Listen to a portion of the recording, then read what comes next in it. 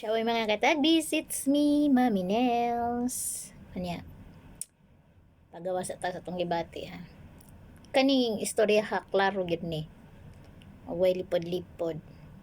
Kita ding mga ginikanan. Once na maingon ta, magpa-eskwela ta, magpaaral tayo ng mga anak natin, wala tayong halos kundi ibigay na lang ng ibigay sa kanila yung pangangailangan nila. When for me, oo nga naman, ibibigay naman. Pero hindi lahat ng panahon ay ibibigay mo lahat. Bakit? Bakit ko nasasabi yon? Ganito lang. Pag masyado mo kasing pinagbibigyan ang anak mo, hindi na yan nag-iisip. Hindi na sila matuto na magkawang gawa para sa sarili nila. Hindi na rin nila alam kung paano budgetin yung binibigay mo. Alam mo ba yung hirap ng pagiging isang magulang ay sagad sa buto? Dahil hindi naman porket na abroad ka, ikang magulang ay marami ka nang ibibigay. Nasasagad ka rin. Where sa part ko naman, nagbibigay ako kung talaga meron.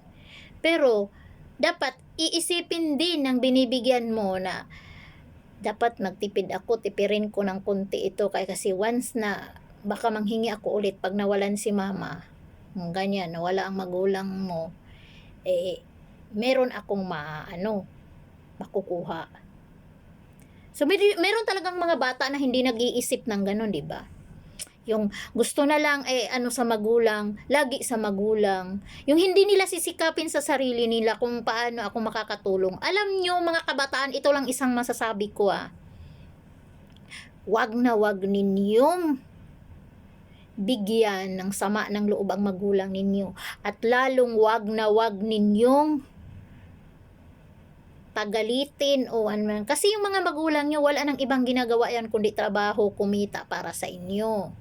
So, ang malaking tulong ninyo, yung maging responsable ninyo, mag-aral kayong mabuti at matuto kayong linangin ang inyong mga sarili na magtipid kung magkano o ano yung mga kayang ibigay ng magulang ninyo. Hindi kayo magpiling rich kayo na akala ninyo ay wala na at hindi na kayo mauubusan. Diba? Kaya dapat yung mga anak ganun yung mindset, kasi pag once na dumating sa kanila yung panahon na sila naman maiisip din nila yung yung paghihirap ng magulang ng noong sila. At tapos kung magiging magulang na rin sila, yun din yung magiging voice out nila, yun din yung gagawin nila. Turuan nilang maging matatag yung anak nila, maturunong magtipid. Para hindi yung basta lang na meron ka, abroad ka, o anong pinagkakitaan ng magulang mo, o negosyante ka, kaya mo namang ibigay. Kaya namang ibigay, pero hindi ganun kadali. Dapat turuan mo rin ang leksyon yung mga yan, lalo na't yung mga bata masyado naman nanding matigas ang ulo, at hindi rin nag-iisip kung paano o anong gagawin ng magulang, ano ang pinagkakitaan ng magulang, kung sapat ba para sa kanila. Yung isipin mo sana na ikaw, bilang isang anak, hindi lang din yung responsible ka sa mga lahat ng bagay. Yung hindi mo lang iisipin na, nag-aaral naman ako, kaya responsable talaga ng magulang ko na gagastusan ako. Hindi ganon. Malaki din ang ambag ninyo. Paano kayo magtatagumpay kung hindi kayo tutulong? Paano kayo matututo sa buhay kung yung sarili ninyo ay hindi nyo rin kayang i-lift up? Diba? Yung gusto nyo, kayo lang ang karga-karga ng magulang ninyo. Yung lahat na lang ng bigat ng magulang mo Alam mo yung sasabihin mo na burden ka. Hindi mo rin naiisip yung lahat ng mga bigat, sakripisyo ng inyong magulang. Dumagdag ka pa. Di ba dapat nang ilinang nyo sa sarili mo bilang isang anak? Mayroon kang mindset na ganon. Na sana, kahit man lang sa pakunti-kunting pagtitipid, ito lang ang matanging maitutulong ko sa aking magulang. Yung marunong akong humawak din ng pera. Na kahit sa maliit na halaga ay kaya akong pagkatiwalaan ng aking magulang. Dahil pag dumating yung time, kung kayo naman ang magiging magulang, ituturo niyo rin sa mga anak niyo yun. Wag na wag ninyong sanayin ang inyong sarili na magwaldas. Kasi wala pa kayong kasanayan, lalo na estudyante pa lang kayo, umaasa pa lang kayo sa inyong mga magulang, wala pa kayong kapasidad na maghanap buhay. Kaya ang dapat ninyong gawin, matuto kayong tumulong kahit sa pagtitipid. Yan ang ibig sabihin ng mga marunong na estudyante. Hindi ka lang bastang estudyante. Dapat marunong kang tumulong, marunong kang mag-isip, marunong ka ring makiramdam kung ano na yung bigat ng magulang mo, ano na yung pinagdaanan ng magulang mo para lang maibigay sa'yo yung lahat. Diba? Isipin nyo yun. Yung nag-iisa, lalo na't nag-iisa nga lang ang magulang ninyo na tumataguyod sa inyo. Siyempre, hindi lahat ng panahon, oo nga, kung meron namang magandang trabaho ang magulang ninyo, pero hindi sapat yun. Kasi sa dami ba naman ng mga responsable niya na nakaatang sa kanyang balikat, plus pagkamahal ng mga bilihin ngayon, plus nag-aaral pa kayo, plus marami pa siyang iniintindi, hindi lang ganyan. Kaya dapat ninyong isipin, intindihin nyo yung sitwasyon na kung kayo ang sa sarili ninyo, kayo ang ilagay sa sitwasyon niya, hindi kayo magbe-breakdown. Hindi kaya kayo magiging monster o demonyo sa pag-iisip. O diba? Kaya isipin ninyo yung mga buwan, yung mga taon na kinaya ng mga magulang na magsakripisyo para sa inyo. Pero dapat yung sakripisyo naman lang sana na kahit magtitipid-tipid kayo. Yung isipin ninyo na kada sentimo na ibinibigay ng magulang ninyo, ikaya niyong linangin at i-save. Hindi yung gasta-gastos. Bili ako muna ng ganito. Alam niyo, kung extra naman lang, kung sobra-sobra niya, kung meron pa naman kayong gamit na ganun, kung hindi naman na kailangan, wag muna kayong bumili. At kung meron pa naman kayong talagang sapat, wag muna. Antayin yung makaluwag-luwag kayo. Pag-ipunan ninyo, ito lang kung may gusto kayong marating, matuto kayong maghintay. At kung may gusto kayong patunayan, dapat patunayan nyo muna sa sarili ninyo na kaya ninyo. Bilang estudyante at bilang isang magulang, dapat kayo magtulungan para magiging successful at makatapos kayo. Hindi lahat ng panahon strong ang magulang.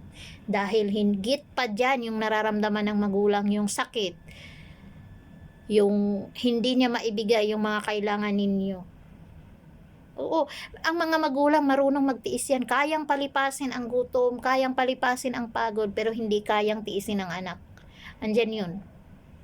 Pero may mga anak sadyang talagang sutil na kayang tiisin yung magulang. Hindi sila nag-iisip sa sakripisyo. Kaya sana ganun.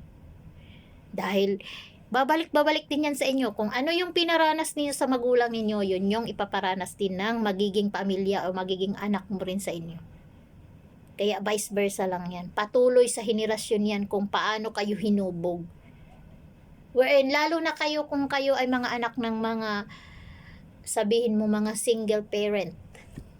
Hindi kayo dapat magyabang.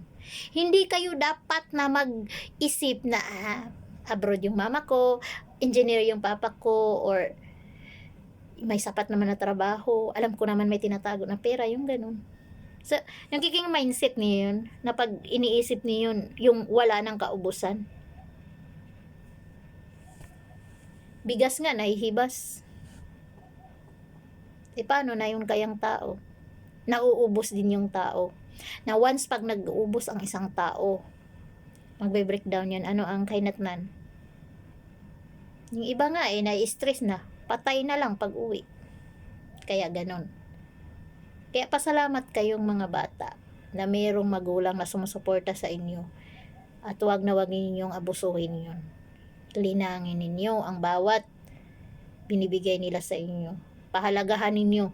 Hindi kayo dapat mag-aksaya ng mga bagay na hindi naman kailangan. Meron kayong mararating pag matuto kayong maghintay. Meron kayong mapapatunayan kung kayo mismo sa sarili ninyo, marunong kayong magtipid man lang, maghintay, mag-ayos sa sarili, pasensyoso, ganon. Para saan ba? Mararating nyo rin yung gusto nyo. Pero kung hindi pa kaya, wag muna ngayon.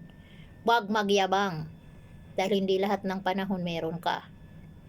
Kaya isipin mo muna, bago mo aanuhin yung isang bagay.